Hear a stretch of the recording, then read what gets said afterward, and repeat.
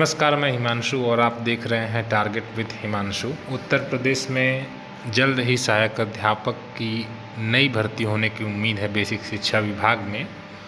और जो भी बीटीसी एवं बीएड कर रहे प्रशिक्षु हैं या कर चुके प्रशिक्षु हैं जिन्हें अगली भर्ती की तैयारी करना है, उनके लिए यह समय काफ़ी महत्वपूर्ण है, क्योंकि उन्हें मन लगाकर पढ़ाई करना है। यूपीटीटी और उसके बाद शिक्षक भर्ती परीक्षा, दो ऐसी परीक्षाएं हैं जिन पर इनका भविष्य टिका हुआ है और जल्द ही आयोजन भी हो सकता है। इस संबंध में भी आपको सूचना दी गई है।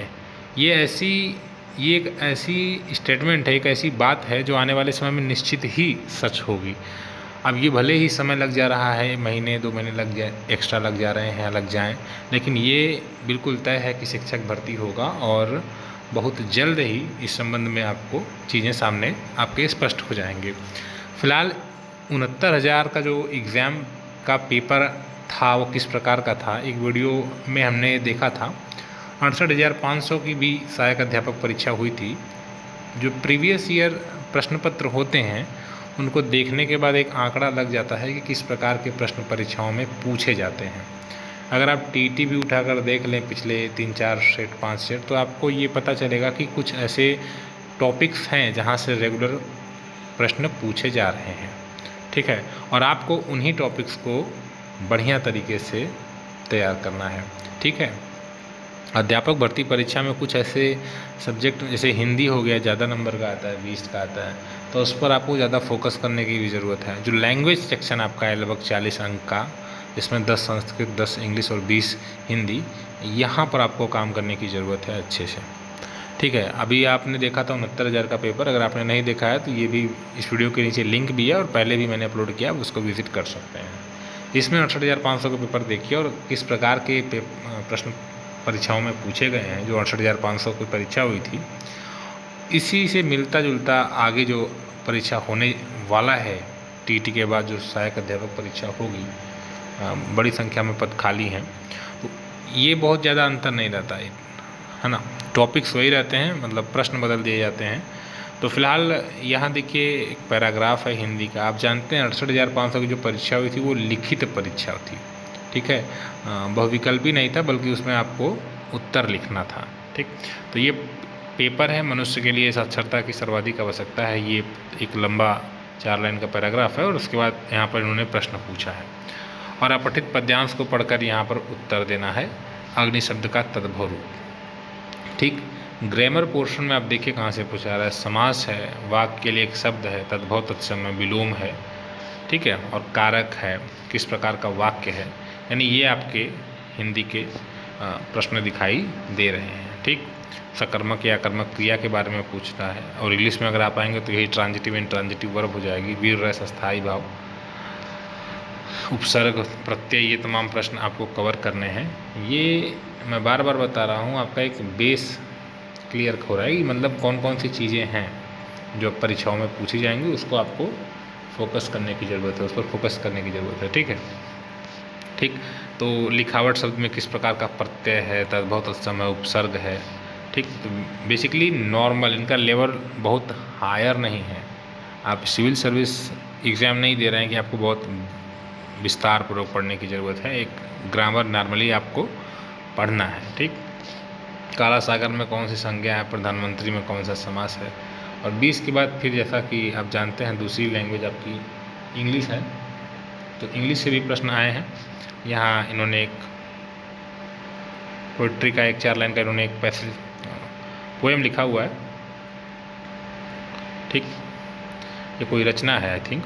What is the meaning of word array. ठीक, और उसके बाद कंजक्शन का यूज़ करना है, आपको यहाँ पर यूज़ करना है। ही वॉज नॉट ओनली, तो अगर आप कंजक्शन पढ़े हैं कोरिलेटिव, तो ये नॉट ओनली को आप बट आल्सो से कनेक्ट करेंगे। ठीक है, तो ये नॉट ओनली को आप यूज़ हुआ है यहाँ पर, he was not only punished, यहाँ बट आल्सो का प्रयोग कर देंगे। ठीक, इसका भी रूल है, नॉट ओनली वर्ब के पहले लग रहा है, बट आल्सो भी वर्ब के पहले लगेगा, तमाम रूल है। यहाँ पे द स्वीट, यहाँ पे स्वीट क्या है, सब्जेक्ट या predicate. In the following sentence a part of a subject और प्रेडिकेट। चलिए, इन्होंने फिलहाल ये पूछ दिया है कि ये प्रेडिकेट या सब्जेक्ट किसका पार्ट है। ये भी आपसे पूछ सकता है कि एडजेक्टिव है या एडवर्ब है, जैसा कि 69,000 में पूछा था। देखिए डायरेक्ट इनडायरेक्ट 69,000 में भी मिला, यहाँ पर भी मिल गया। तो ये आप समझ लीजिए डायरेक्ट इनडायरेक्ट जो है पक्का है कि उसमें आएगा प्रश्न आपका 1 नंबर का, 2 नंबर का, और यूपीटीटी में भी आता है। तो डायरेक्ट इनडायरेक्ट एक आपका इम्पोर्टेंट चैप्टर है, थोड़ा सा वो मतलब अन्य की तुलना में आपको ज़्यादा पढ़ना पड़ेगा, इसलिए क्योंकि उसमें आपको कई चीज़ें पढ़नी पड़ती हैं। प्रोनाउन पढ़ना पड़ता है, यूजेस, और टेंस भी अगर आपने पढ़ रखा है तो अच्छी बात है, टेंस का भी यूज़ उसमें होता है डायरेक्ट इनडायरेक्ट में। तो अगली वीडियो जो आएगी डायरेक्ट इनडायरेक्ट पर ही इस चैनल के द्वारा जल्द प्रोवाइड की जाएगी। ठीक है, आर्टिकल का प्रयोग करना है ए एन या फिर द का, तो इट इज़ अ यूनिक। ये देखिए बिल्कुल कॉमन से प्रश्न है। इसके पहले वाली जो 69,000 का पेपर था जो मैंने अभी दिखाया था, उसमें भी इन्होंने ऐसा कुछ यूज़ किया था ए एन के लिए। यहाँ पर इसको यू लिखा हुआ है, कुछ लोग इसके लिखे हुए पर जाते हैं, एन का प्रयोग कर देते हैं। ये य पढ़ा जा रहा है हिंदी में य, और हिंदी में यह एक व्यंजन है, इस वजह से हम यहाँ पर अ का प्रयोग करेंगे। It is a unique opportunity. ठीक है, तो इसको भी आपको समझना है। यहाँ देखिए इन्होंने पैसेज दे रखा है और उसके बाद एक प्रश्न इन्होंने पूछ दिया है, मैस्कुलिन पूछ रहा है मधुमक्खी का, बी का, और उसके बाद यहाँ कंप्लीट करना है सेंटेंस को। द सोल्जर्स फॉट, अब क्या है विथ है कि कौन सा प्रीपोजिशन आप यहाँ पर बेस्ट लग रहा है जो आपको यूज़ करना है। आइडेंटिफाई द वॉइस, यहाँ वॉइस इन्होंने किया है। वर्ब की सेकेंड फॉर्म आपको दिखाई दे रही है इन्वेंटेड, सब्जेक्ट वर्ब की सेकेंड फॉर्म, तो यहाँ जाहिर सी बात है पास्ट इंडेफिनिट एक्टिव वॉइस है। ठीक, अलेक्जेंडर ग्रैहम बेल इन्वेंटेड, क्योंकि पैसिव वॉइस में बेसिकली वर्ब की थर्ड फॉर्म यूज़ होती है, और यही अगर पास्ट इंडेफिनिट रहता तो वाज या वेयर का भी प्रयोग होता। तो ये आपको एक्टिव पैसिव वॉइस में पढ़ना पड़ेगा कि कौन सा वर्ब है और वर्ब के साथ हेल्पिंग वर्ब कौन सी लगी हुई है, उसी के बिहाफ पर आप ये डिसाइड कर पाएंगे कि वो एक्टिव है या पैसिव। ठीक, इसके बाद ये प्रीफिक्स वगैरह ये यूज़ है, और उसके बाद यहाँ से संस्कृत इनका शुरू हो जा रहा है। देखिए संस्कृत का प्रश्न है, यहाँ पठनीय में कौन सा प्रत्यय कौन सा समास है, काफ़ी हद तक हेल्प हो जाता है यहाँ पर अगर आपने अच्छे से हिंदी पढ़ रखा है तो।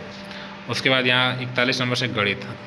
इन 4 विषयों को पढ़ने के बाद 3 विषयों को, जो लैंग्वेज आपका है मतलब हिंदी इंग्लिश और मैथ, सॉरी हिंदी इंग्लिश और संस्कृत, आपके लिए अगला जो मेन सब्जेक्ट है वो मैथ है।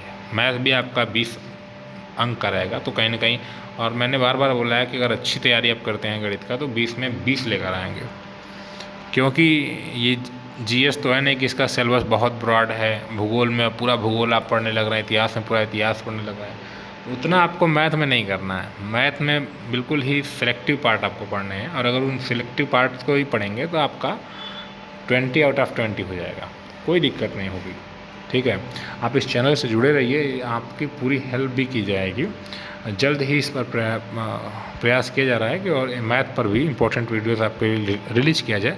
फ्लैट टेट का नोटिफिकेशन आने दे, उसके बाद और मेहनत किया जाएगा। ठीक है, तब तक आप अधिक से अधिक लोगों तक वीडियोस ज़रूर शेयर किया करिए और लोगों को जोड़िए जो नई भर्ती की तैयारी करने वाले लोग हैं। ठीक है, इस चैनल के द्वारा लगातार आपको इंपॉर्टेंट कंटेंट और जो इंपॉर्टेंट इन्फॉर्मेशन है नई भर्ती के रिगार्डिंग वो दिया जाएगा।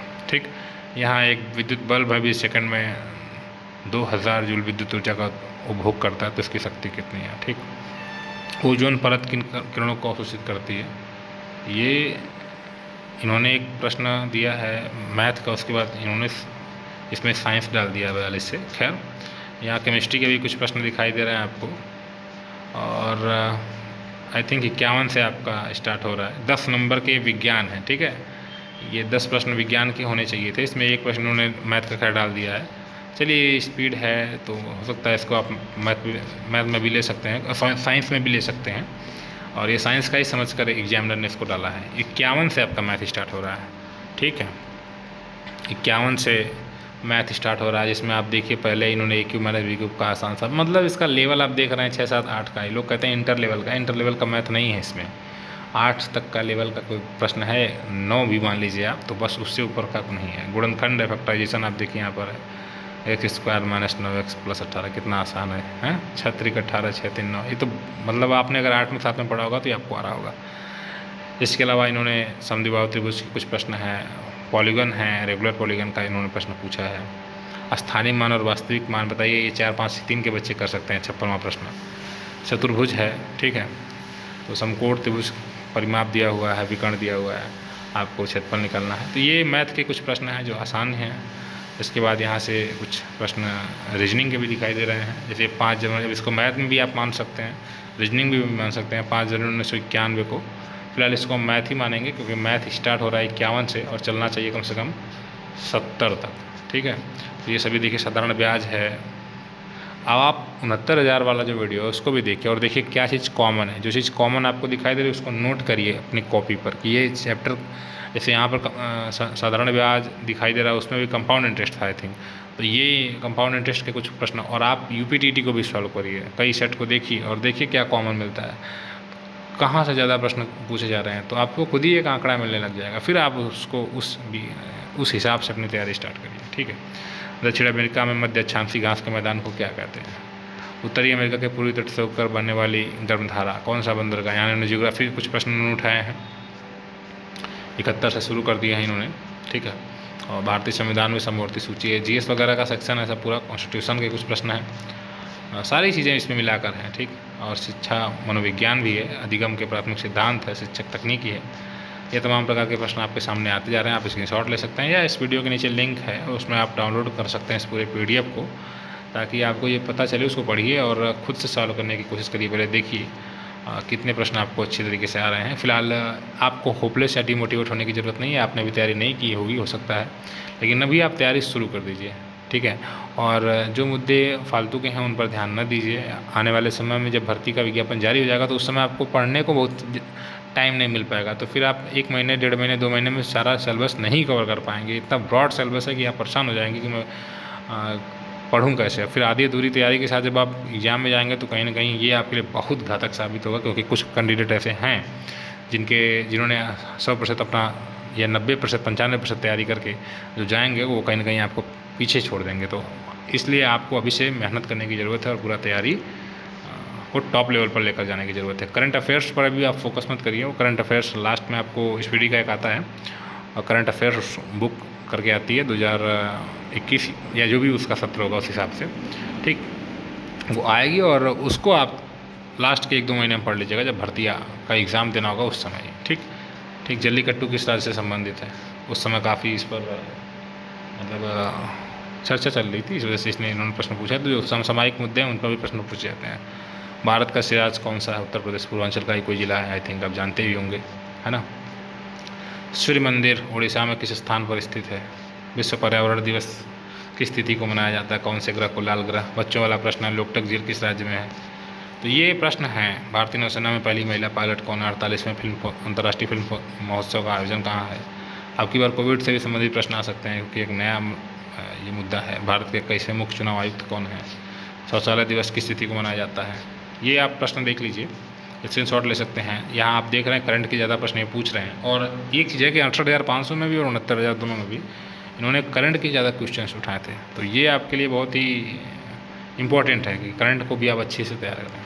अगर करंट कर ले जाएंगे तो बहुत ही फ़ायदेमंद हो जाएगा आपके लिए, क्योंकि करंट सब नहीं कर पाएंगे। करंट वही करेगा जो मेहनत किया रहेगा करंट सेक्शन में, ठीक है। हवा में करंट अफेयर्स नहीं होता है, और समझ लीजिए 100 में 60 से 70% लोग करंट अफेयर्स के सभी प्रश्नों को नहीं कर पाते हैं, क्योंकि करंट अफेयर्स को अंडर एस्टिमेट करते हैं, या उसको उतना एक्चुअली इसका सिलेबस ही बहुत ज़्यादा ब्रॉड होता है, कहाँ से पूछ दिए जाए कभी तय नहीं हो पाता है। तो इसको भी आपको देख कर समझ कर करना है, ठीक है। आगे यहाँ से इनकी रीजनिंग स्टार्ट हो रही है 132 से, और ये 5 रीजनिंग के प्रश्न इनको दिखाई दे रहे हैं। 131 है, ठीक है। ये 5 प्रश्न आपको रीजनिंग के भी दिखाई दे रहे हैं। उसके बाद कंप्यूटर के कुछ प्रश्न हैं, शॉर्टकट कमांड वगैरह से भी प्रश्न आ सकते हैं। संविधान के फिर वापस इन्होंने एक प्रश्न उठाया 146वां। तो ये आपके 150 प्रश्न हैं, ठीक है। तो इस पेपर को आप डाउनलोड कर लीजिए और 69,000 को भी डाउनलोड करिए, दोनों में कंपेरिजन करिए, देखिए कहाँ से ज़्यादा प्रश्न पूछे जा रहे हैं। उस पर आप अपनी पढ़ाई जो है मतलब उस पर आप फोकस करिए ज़्यादा अन्य की तुलना में, ठीक है। जुड़े रहें और लोगों तक वीडियो को शेयर जरूर किया करिए, नए कैंडिडेट्स को जोड़िए। Thank you.